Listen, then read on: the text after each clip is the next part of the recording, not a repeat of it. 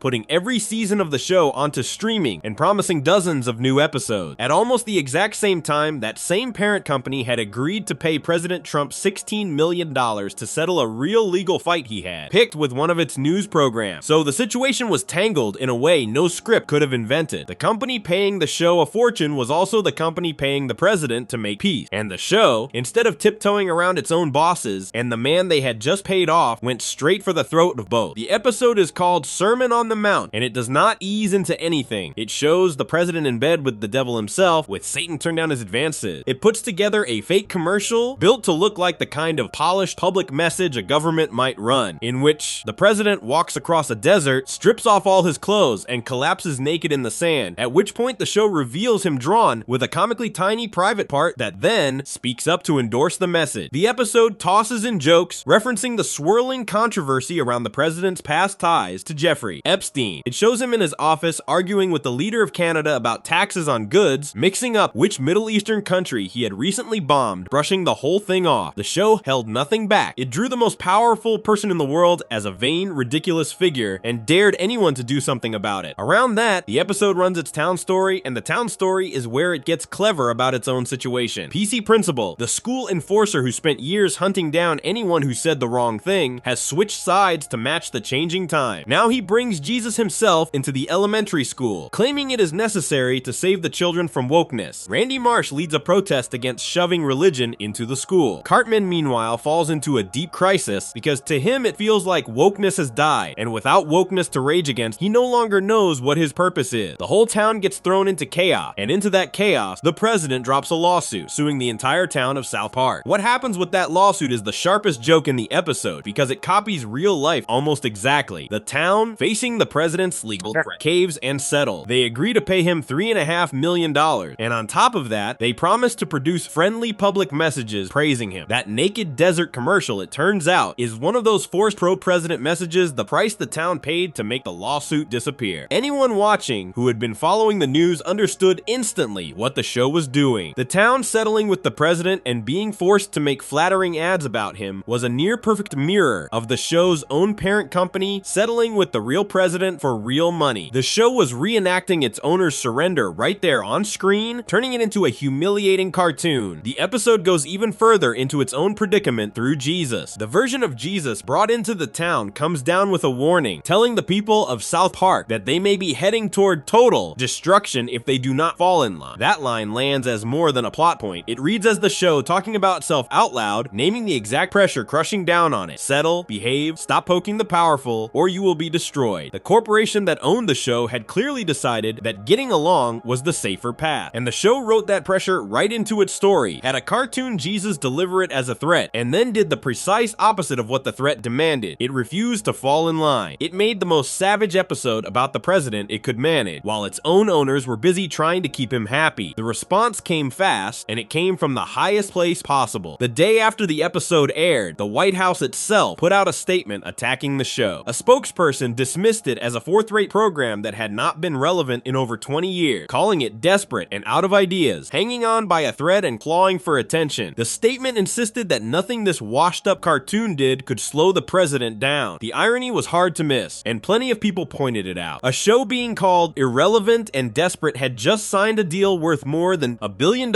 and the most powerful office in the country had felt the need to issue an official response to a cartoon, which is a strange thing to do about something you claim nobody cares about. The creators answered the White House anger with the smallest possible gesture, and it was perfect. Asked about the uproar at a big fan convention the very next day, Trey Parker simply said that they were terribly sorry, and then held a long, flat, deadpan stare, the comic version of saying they were not sorry at all. The two of them later explained that most of the episode had been thrown together only 3 days before it aired, that they had been reading the news each morning and stuffing whatever was happening straight into the show. The most talked about, most furiously condemned half hour of the year, the one that drew a statement from the White House, had been built almost overnight out of the daily headline. The episode kept the show's lifelong habit of refusing to pick a single team, even here. While it pounded the president without mercy, it did not spare the other side either. The whole town plot mocks the rush to drag religion into schools to fight wokeness, and Cartman's breakdown pokes fun at the people so addicted to the culture war that they fall apart when they no longer have wokeness to scream about. The show treated the anti-woke crusade and the president's bullying as part of the same circus, worthy of the same ridicule. It was not making an ad for one political side. It was doing what it had always done, laughing at whoever held the power and whoever was making the most noise, no matter which direction they were facing. What makes this episode the peak of the whole story is the kind of canceller it faced. In the early chapters, the forces trying to silence the show were a nervous network, a frightened mob, a foreign government. Here the force was the government of the show's own country, led by a man willing to sue people who mocked him, backed up by the quiet fact that the show's own corporate parent had already chosen to pay him off rather than fight. The pressure came from above and from within at the same time. The president pushing from outside, the owners folding from inside, and the show wedged in the middle with every reason in the world to keep its mouth shut. It echoes the China episode in a clean, deliberate way. Back then, the show got punished by a foreign power and answered with a fake apology dripping with contempt. Now the show watched its own bosses surrender to a domestic power, and it answered by staging that surrender as a humiliating joke, refusing to perform the real submission its owners had already signed. Both times, the show turned an act of bending the knee into an act of defiance, performing the fake bow so sarcastically that everyone could see it was the opposite of bowing. The courage of it is hard to overstate. The show had more to lose in 2025 than at almost any point in its history. A fresh fortune on the line, a powerful man with a habit of suing, and owners who clearly wanted peace. The safe move, the move nearly anyone in that position would make, was to leave the president alone and protect the deal. The show did the reverse. It put the president in bed with the devil, drew him at his most ridiculous, mocked the very settlement its owners had paid, and shrugged off the White House with a deadpan apology that meant nothing. After 30 years, the thing the show would not do was still the same thing it had refused to do at the very start. It would not bow to power just because power was watching, and it would not stay quiet just because staying quiet was smart. Before we move on, if you're enjoying this analysis, please consider subscribing. It helps the channel tremendously. For all the size of this fight though, the president and his lawsuit and his angry statement were dangers the show could laugh at from a safe distance. No one's life was on the line. The most dangerous force that ever tried to silence the show came from somewhere else entirely, years before this. Back then, the threat was aimed not at the show's money or its image, but at the actual lives of the men who made it, and it pushed the show and its own network all the way to a breaking point that nothing before or since has ever matched. Section 10. The speech they were too scared to air. Out of every fight in this story, the most dangerous one did not come from a president, a country, or a furious crowd. It came as a threat against the lives of the two men who make the show, and it dragged the show and its own network to a breaking point that nothing before or after has ever come close to. To reach it, clock has to wind back to 2010, to the show's 14th season, and to a milestone the show decided to celebrate by walking straight back into the most loaded subject it had ever touched. The episode was the show's 200th, and it was simply called 200, with a second part the following week called 201. For its big big anniversary. The show brought back a huge crowd of the famous people and groups it had mocked over the years, all of them gathered to get revenge. The actor Tom Cruise leads the angry mob, and what this mob wants is strange and pointed. They demand that the town hand over Muhammad, the holy figure at the center of the religion Islam. In the world of the episode, Muhammad carries a special power and abilities to never be made fun of, to be completely safe from ridicule. The celebrities, sick of being roasted by the show, want that power for themselves so the mockery will finally stop. That setup let the show ask out loud the question it had been circling for years. Many Muslims believe their faith forbids showing Muhammad in any picture at all and treat any image of him as a deep insult. The show pointed at that and asked why. Jesus gets shown on the program constantly. Buddha, Moses, every other holy figure, all fair game, all mocked freely, year after year, with barely a complaint. Muhammad alone had become untouchable. The episode argued that the only thing making him different was fear. The fear of how some people might react, and that fear had carved out one special exception in a show that prided itself on having no exception. To make its point while trying to stay careful, the episode hid the Muhammad character inside a full bear mascot costume, so that he was present in the story but never actually shown. The episode also, almost as a side note, finally answered a years-old mystery about who Cartman's real father was, a reveal fans had waited a long time for. That reveal would end up buried because of what happened next. After the first part aired, a radical group posted a warning aimed at the show's creators, Trey Parker and Matt Stone. The post said the two of them risk ending up like Theo Van Gogh, a Dutch filmmaker who had been murdered in the street in 2004 by an extremist enraged over a film about the treatment of women in Islam. To drive the point home, the post included a gruesome photograph of Van Gogh's body, and it listed the street addresses of the network's New York office and the California studio where the show is made. The author claimed it was not a threat, but only a warning of what was likely to happen. To nearly everyone who saw it, the difference between those two things was meaningless. It was a death threat, plain and clear, naming the men, showing a murdered body, and pointing the way to their front door. What the network did in response is the heart of this final chapter. When the second part, 201, aired the next week, the network had gotten to it first. Comedy Central, the channel that had aired the show for years, heavily blocked the episode out of fear for safety. They bleeped out every single spoken mention of Muhammad's name. They slapped a large black box reading censored over the bear-suited character, and then they went one terrible step further. At the end of the episode, characters Kyle, Jesus, and Santa Claus deliver a closing speech, kind of wrap up the show often uses to land its point. This speech was about intimidation and about fear, about how dangerous it is to let threats decide what people are allowed to say. The speech did not mention Muhammad even once. The network bleeped the entire thing anyway. A long stretch of dialogue gone, replaced with one unbroken tone, silencing an argument that named no holy figure at all, and committed no offense except being about the very thing that was happening to it. Parker and Stone made sure the world understood that this was done to them, not by them. They put out a statement explaining that the wall of bleeps was not some clever joke on their part, not a bit of cop commentary they had cooked up. The network had done it without their blessing. They said that in 14 years of making the show, they had never once put out an episode they could not stand behind, and that the speech the network had erased was a speech about intimidation and fear that did not even mention the holy figure everyone was so afraid of. They could only shrug and promise to come back the next week with something new and see what happened to that. The irony of it is almost too perfect to be real, and it is the reason this episode sits at the top of the whole story. The show had written a speech warning that fear must not be allowed to silence people, and out of fear, that exact speech was silent. The censorship did not just block the message, it became the message. The network, by bleeping a warning about giving in to threats, gave in to a threat, and in doing so, proved the warning more completely than any speech ever could have on its own. The show set out to make an argument about how fear shuts mouth, and the real world walked up and shut the show's mouth on cue for everyone to see. No writer could have engineered a clearer demonstration. The point made itself live, using the show's own bosses as the example. To this day, the two episodes remain locked away. They were pulled from the streaming service and kept out of the reruns, unavailable in the places where every other episode of the show can be watched freely. The anniversary celebration of the show became the one piece of it that the company would no longer let people see. The threat worked, the fear held, and the silence around those two episodes has lasted longer than any other consequence in this entire story. This is where every thread in the whole tale ties together, because this is the purest form of the thing the show has been about from the very beginning. Way back at the start, the fight was over a single silly swear word, and the show argued that a forbidden thing only has the power that fear hands it. Then came the drawing the network would not show in 2006, the first time fear of real violence made the company reach for a black box, and the show built a whole episode mocking that cowardice. This was the same fight returned years later, pushed all the way to its darkest end. The thing being protected was not a word or a cartoon anymore. It was the lives of two men, and the fear was not a vague worry about decency. It was the fear of being killed. Faced with that, the network folded completely, and it folded so hard that it erased a speech whose only crime was telling people not to fold. Across 30 years, and these 10 battles, one answer has been forming, given again and again in 100 different disguises, laid out one beside the next, from the swear word to the death threat. That answer stops being something hidden between the jokes and becomes the whole point, impossible to look away from, waiting to be said plainly. If you enjoyed this video essay, make sure to subscribe. Thanks for watching, and I'll see you in the next one.